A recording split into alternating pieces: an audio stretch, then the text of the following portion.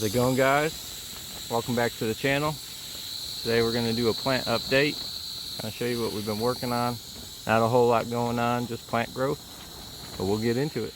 Alright, so what we have here is the 1965.5 rotoballs. Both plants are pretty evenly matched. I've taken off a couple of early leaves just because of the way that they were looking. They got nipped by a little bit of heat and cold and a mixture of that just because of the temperatures, as well as I used the contact to kill some of the corn seed maggot flies that were in here. And I utilized the spray up top over the head, and as condensation came and dropped some of that contact on the leaves, we did get a little bit of leaf burn on some of those earlier leaves. So not a huge deal, but I'm trying to keep the plants as healthy and as clean as possible. So I went ahead and just removed those lower leaves. I usually do that anyways as they lay down, so I just went ahead and took care of that. Plus it gives me room to work my sticks, my bamboo stakes there, so that I can guide these plants down. So that's kind of the mode that I'm in right now, is just a little bit of early plant growth, slow and steady, and as well as kind of guiding them in the right direction. Not too much. It's been kind of cool lately. Overnight temperatures outside have been in the 40s. Daytimes have been in the 60s with a lot of cloud cover. This is actually the first sunny day I've had here in about 4 or 5 days. So just kind of making sure that I'm guiding them down easy and not causing any issues with the plants as far as cracking or breaking anything off that's important. Alright, as I water these here, these are the 563.5 tile squash. They're doing pretty good overall. They're a little light in color, but I did give them a little bit of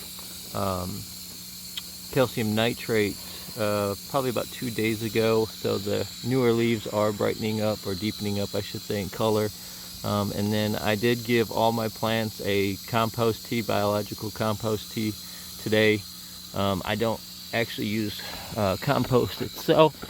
I use a different blend, so it's not necessarily biologicals that I don't know what's in it.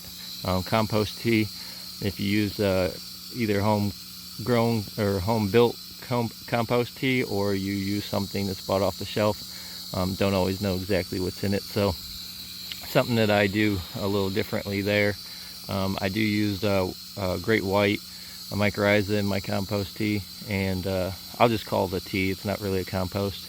And just kind of stick to the biologicals that I know that work and that I know that are in there, so I build the right good guys. But that's the tile squash, and doing pretty good overall. Again, just trying to grow them and start guiding them in the right direction. Okay, in this hoop house we have the 2376 Bayuk. I just got done watering them with the tea, and about to just surround the whole area with water. You know, I like to keep the moisture levels as even as possible, so if you're constantly just watering around the plant, I don't see is that your roots are really stretching. So I do focus the majority of the nutrients or biologicals that I utilize around the plant, but I do want those roots to stretch. So after I do the initial watering, I then use a spray nozzle and get the whole area so that there's a consistent moisture level in there. But the 2376 Bayuks are doing pretty good there. And then on this side of the hoop, going the opposite direction, I have the 2195 tile pumpkins. They're doing pretty good as well. They're pretty stout plants. You know, both of them are doing real good in here. What you'll see, or notice rather, is that I do plant back to back. I give them about 6 feet. There's probably 6 or 7 feet between these, growing back to back. And I've done that in the past, worked out well. I don't see any, stunt or growth issues. Main thing is just kind of, it's nice to be able to have all this in one area. Plus it's centralized on my patch area, so I don't have the main vine roots or the main root system near the edge of a patch that's either unamended or near a clay border of a yard or something like that. So I really like having them planted back to back. This is probably the closest that I would have them, is that 6, 7, 8 feet range. But it works out well for me, and easy to manage. All right, in the last hoop, I have the 2493 Wolf. Those are over there again. I gave those to T as well, and we'll end up spraying here in a minute. Just get the water percentage where it needs to be.